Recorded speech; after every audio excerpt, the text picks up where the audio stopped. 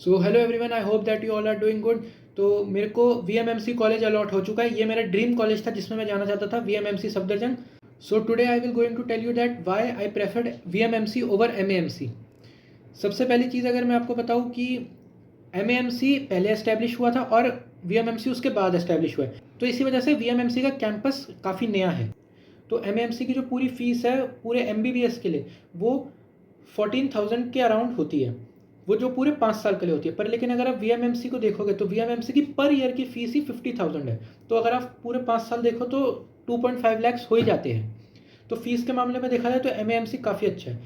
पर लेकिन अगर पेशेंट फ्लो को देखा जाए तो वीएमएमसी में काफ़ी ज़्यादा पेशेंट फ्लो है। तो एशिया में सबसे लार्जेस्ट ओपीडी वीएमएमसी की है।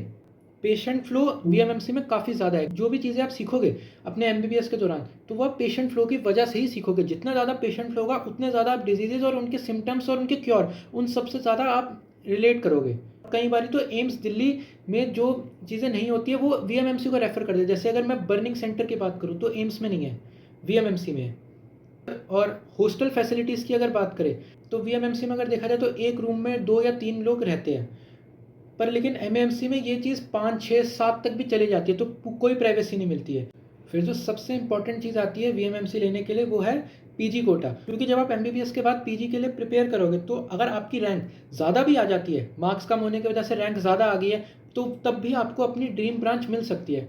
तो जितना ज़्यादा पीजी कोटा आईपी यूनिवर्सिटी के अंडर जो कॉलेजेस आते हैं जैसे वीएमएमसी हो गया, आरएमएल, इनके अंदर जितना ज़्यादा पीजी कोटा मिलता है वो एमएएमसी में उतना नहीं मिलता है। तो इसी वजह से वीएमएमसी एमएएमसी से ज़्यादा अच्छा रहता है। और अगर इस बारी की आप कट ऑफ की भी बात करो तो वीएमएमसी जो स्टेट कोटा से जो क्लोज हुआ है वो 1200 रैंक पे क्लोज हो गया, पर लेकिन एमएएमसी 1900 रैंक तक चला गया है।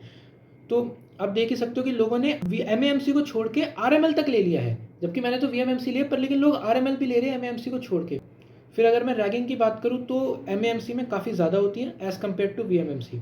और जो एग्ज़ाम्स का जो प्रेशर होता है वो एमएएमसी में काफ़ी ज़्यादा रहता है, वीएमएमसी में कम रहता है, थोड़ा चिल टाइप होता है।